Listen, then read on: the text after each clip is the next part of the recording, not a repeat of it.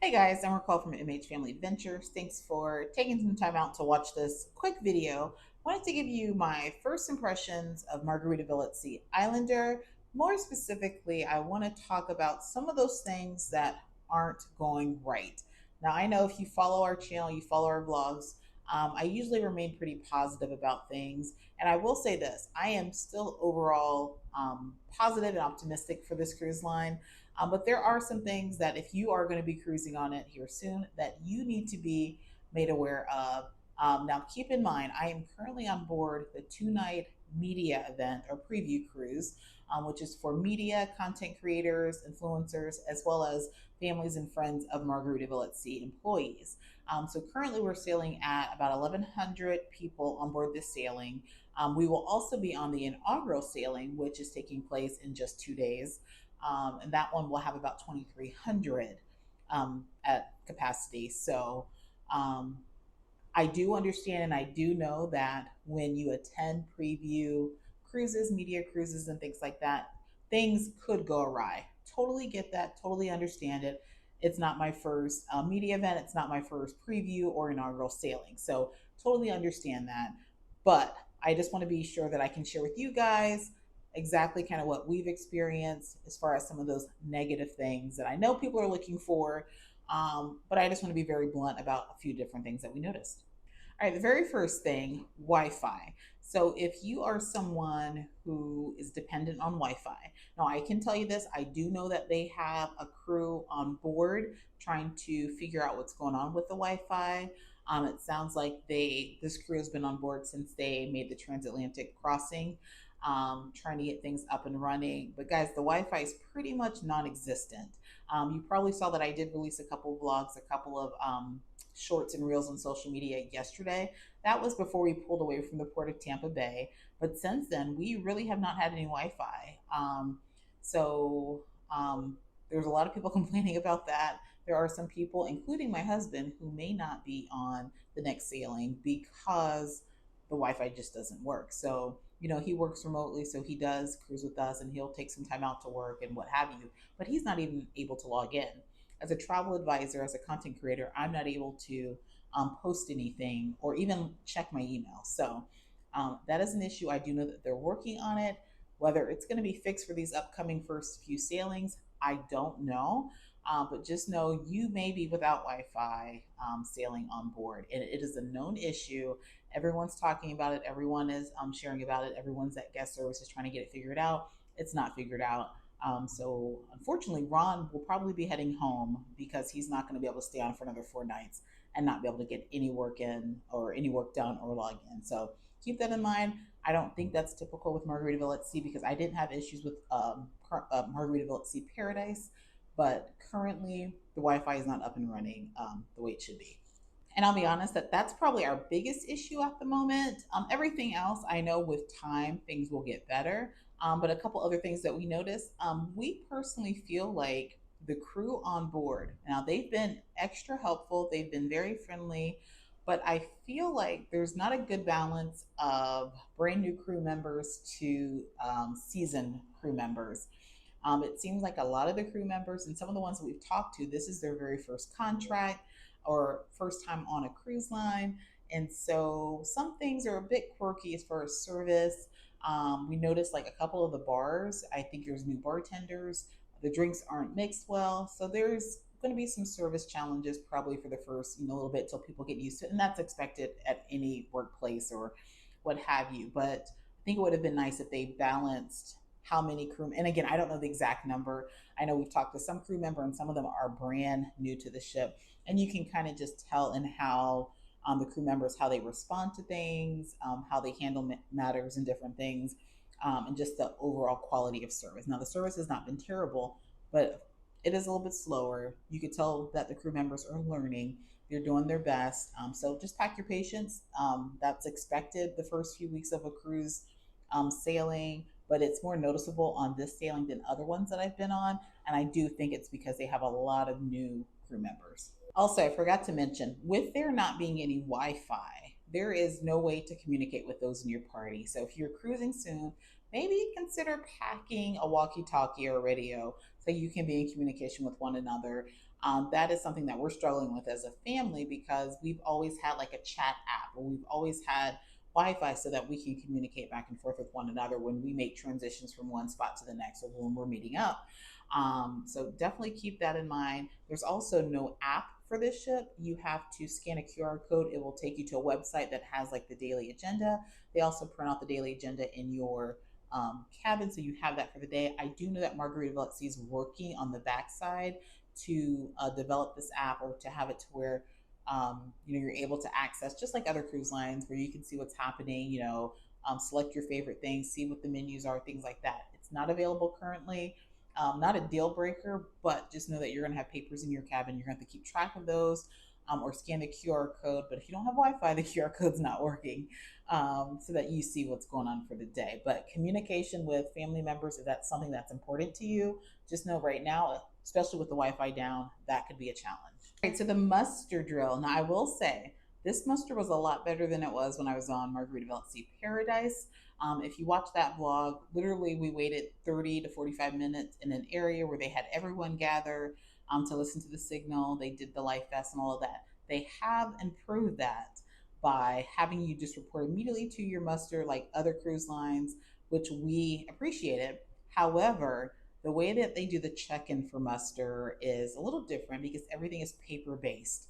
Now, I don't know whether, because this is not a revenue sailing, if maybe that's how they did it for this sailing, if it'll change for the inaugural, which is in 2 days. But literally, we waited longer in line to get our names checked off the paper checklist than we did for the actual muster. So again, pack your patience. Just know that muster has improved. You're not waiting 45 minutes to watch someone put on a vest and waiting for everyone on the ship to gather. You go right there as soon as you get on the ship. They check you off and you're good to go. But there could be a wait getting your name checked off that list.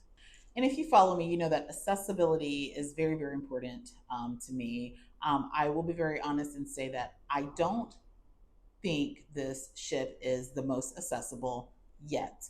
I say that because, like, I noticed that there really aren't any, and I may have missed some. I have walked the whole ship. I could miss things, so it could be there. If it is, please leave a comment. Let me know that I'm wrong. But I have not seen like any lifts for the pools or for jacuzzis. I did see one kind of laying beside a closet, like maybe they're in the process of trying to get them installed. So that's a good sign. But there are lots and lots of like dips and ruts um, all over all of the decks. When you're entering a doorway, you have to make sure you pick up your feet because you could easily trip and fall. If you watch my live stream walkthrough, I showed a couple of areas where walking downstairs, especially out on the exterior decks, you have to be very careful because it's not flush. Meaning, when you're about to get on that step, there's like a little dip, a little, and if you don't pick up your feet, you might just trip and fall. In fact, there were signs out today that in certain areas where they said that this could be a tripping hazard. And I think that's more so. Maybe someone fell. I don't know. But I know there were a couple of times where I kind of almost fell. So definitely be careful. Yeah, as far as like wheelchair scooters, things like that, I mean, they do have like little ramps going into the doorways, but some of them kind of move around. They're not secured to the flooring, so it could be unsafe. So maybe consider, if you do require a scooter, wheelchair, anything, be mindful of certain areas on this ship. Also, speaking about accessibility, something else that I noticed, those of you who might have allergies, none of the food at the buffet is labeled. At least currently, it's not. Again, they could be updating and that, getting it all together for the inaugural. I will check back and let you guys know for sure. But like, our children have allergies and they're not able to eat certain things, but things aren't labeled. And like the desserts, my son wanted cake, but no one could say whether there were nuts or not. So be very mindful of that. Also, I noticed that there was not like a gluten-free section, a vegan section, or anything like that that kind of separates if you have those food intolerances or you're not able to eat certain things. I didn't notice a section where they had just the gluten-free food. So make sure you're asking your serving team, ask the crew in the buffet to see if they can accommodate. Again, I'll be back on the inaugural, so I'll be able to do more research, but these are just some of the initial things that I picked up on. And speaking of buffet, I'll be very honest to say that I feel like the food at the buffet is very limited. I would probably say even a little more limited than what it was on Paradise. Again, I don't know whether they're limiting things because this is not a revenue ceiling. Everyone on board was invited, everything is complimentary. So they could be just limiting things because we didn't have to pay for this. But I don't know for sure. I will find out the next cruise, but I feel like things are somewhat limited there. Um, Anything after 10 p.m., the only thing that was available last night was Frank and Lola's Pizza, which on the ship is included. It's pretty tasty. But they do have a nice burger, the cheeseburgers in Paradise. Guys, I really think it's Guy's Burgers. If you guys are cruising soon, let me know if it tastes like Guy's Burgers to you. But yeah, so food can be somewhat limited at the buffet, but there are additional options available. Some of them aren't open yet, such as Island Eats, which is an upcharge casual dining spot at the adults only area. So I hope to bring some content for that during the next cruise. Hopefully, it's open at that point. All right, and just two other things. And guys, I do apologize if this video, I don't want this to come across as negative, but I want to be sure that you're informed if you are going to be cruising soon.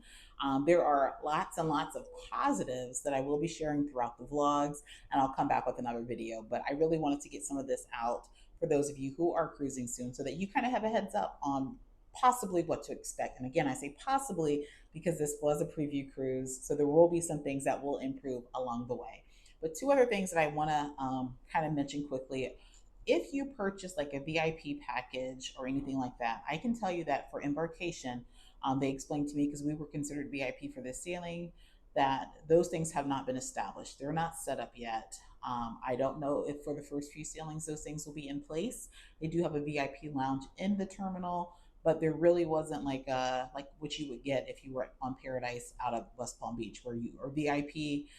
You're the first aboard, things like that. So be mindful of that, especially if you purchase the VIP passes. It could be somewhat limited. I'll find out about debarkation tomorrow if there's any priority status if you're VIP. There should be if you're VIP, but again, those things don't seem to be in place, as well as things such as trying to make like dining reservations if you're VIP, as well as spa. So they said they're still working out those quirks. Also, casino. I'm hearing that those who have casino deals for like future cruises, like they're trying to schedule things and like for the spa or for specialty dining, they don't quite have that system up and running yet. So again, be patient with it. I'm guessing, hoping that those things will be fixed soon. But just be mindful of that if you did purchase like a VIP pass. I'm trying to get things reserved, trying to have that priority status getting on the ship and off the ship. All right, and the last thing, the kids clubs. Now, guys, I will say this. There are lots of kids, teens, activities, things happening across the ship. I do believe this is a family-friendly ship. It is I want to say a budget family-friendly ship. So there's lots of things for the family to do. There's pools. They have one water slide. They have different activities. They do have kids and teens clubs. This is the issue that I have with the kids and teens clubs. And our kids have not gone to them yet. They probably will during the inaugural cruise. But first off, the kids clubs, teens clubs are pretty small on the ship. Um, they're not decorated as nicely as some of the other ships. They don't have like the technology and things. They said that they really focus on the kids being active, doing physical activity as well as like arts and crafts, which I love. I have no problem with them not having devices, but I know a lot of people are like they want them to be able to play Xbox or do things like that. That does not exist on the ship, at least not yet. The other thing is the kids clubs have a capacity of just 15 per level. So you have the 3 to 6 year olds. Only 15 3 to 6 year olds can go at any time. And then you have your 7 to 9 year or 7 to 10 year olds, I believe it is.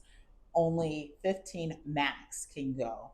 They'll have 3 sessions each day, and you can sign your kid up for, or you can drop your kid off for all 3 sessions. So you're going to have some people that are going to take advantage and get their kid lined up and in place to be with the 15. Once they reach 15, no one else can go for that session. So that is a little quirky for me. It's different than other cruise lines. We'll have to see how that'll work and fit in for our schedule, but that could be a challenge for those of you with young families trying to get your kids to the kids and teens club. Same thing for the teens club. If you have a teen that's able to get themselves in and out of the teens club on their own, they're only allowing 15 at a time. So that, and then also the kids club for the younger kids is located on deck 5 all the way through the front of the ship to the front of the ship. you have to actually walk through cabins to get to it. So I'm not a huge fan of kids having to walk past cabins to get to the kids club. That's just my personal thing. So yeah, so those are just a couple of things that I wanted to share, especially for those of you who are preparing to board here soon. And again, please, please, please take what I'm saying with a grain of salt. This is based off my experience. I can tell you that there's a lot of other cruisers on board that have very similar experience. But again, this was a preview cruise, so I do know that some of these things that I'm talking about will improve, will get better. But again, I want to give you a heads up because if they don't improve, at least you can kind of come in prepared for what to expect. So hope you guys appreciate my honesty and my just sharing with you guys, kind of what we've experienced. But I will say overall, we are having a good time. There are lots of activities. The cruise director is amazing. Our cabin is nice. Our room steward has been very helpful. Um, the food overall has been decent.